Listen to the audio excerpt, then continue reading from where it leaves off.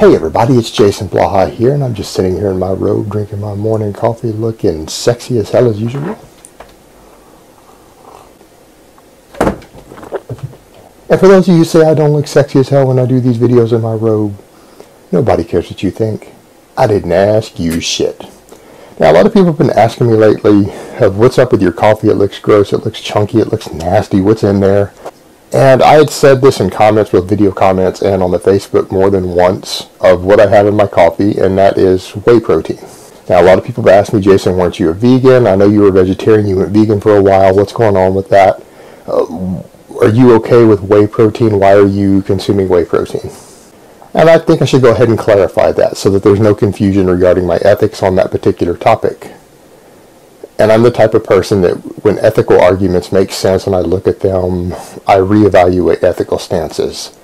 And actually, I've been consuming whey for a couple of months now during my cut because it's an easy source of protein. I can't use cheap wheys because I'm lactose intolerant, but it is a high-grade protein. It has a superior amino acid profile. There is evidence that it can boost immune function, which Alan Aragon has produced large amounts of that. If you go check his stuff out, he's put out a lot of information on that.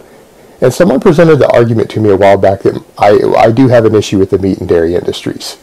I do not eat meat. I will probably never eat meat again. And I think the dairy industry can be very, very cruel.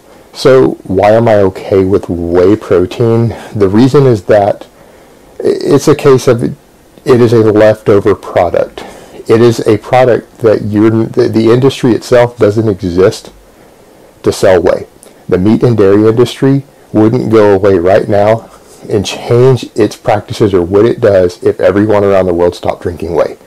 Whey is a waste product that they're producing of an already existing industry. It might be an unethical industry by a lot of our standards, including mine, but it is a leftover waste product that if it doesn't get used for something, it is just a waste product that gets put into things like animal feed. To feed the pig industry is what they were using it for a while because it's just a leftover. But it turned out when we studied it, it has an amazing amino acid profile and most humans can tolerate it and use it very effectively.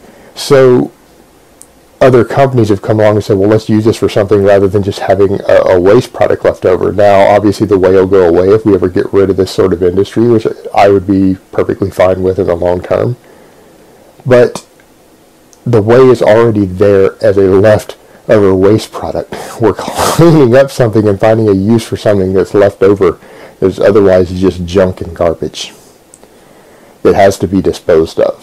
So when you look at it from that perspective, you might as well benefit from it if it has a use after the fact. It's just like today, all of you don't complain about the medical technologies that you have benefited from or have saved the lives of your loved ones that were developed during the horrors of the concentration camps in Nazi Germany. It is a leftover product that is going to be there whether people choose to consume it or not. It exists as a result of making cheese. All the cheese in the world leaves whey as a leftover product. It's a waste product leftover. So since it has a benefit, it is a superior protein source in a lot of ways.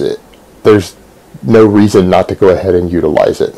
Wish the argument made sense to me, so I went back to using whey, and it does make my life easier because the vegan protein powders I've tried cannot compete with it in terms of taste, textures. I've had some of them that upset my stomach and give me worse diarrhea than cheap wheys do. So yeah, I found it useful. Now, I've been using, obviously, the Optimal Nutrition, and I only use ones because of the contaminant issue with a lot of cheaper wheys, which you guys have seen the stuff with Consumer Reports. They contain a lot of lead, arsenic, things like that. I don't use cheap wheys. So I've been using Optimal Nutrition, and I do have a couple of containers and a couple different flavors of MTS whey that Mark Lobliner sent me for free. So I haven't opened those yet, but I will get around to reviewing those for you guys eventually. Alright guys, that's really all I have to say on that today. I hope it has been informative, and I will talk to you guys next time.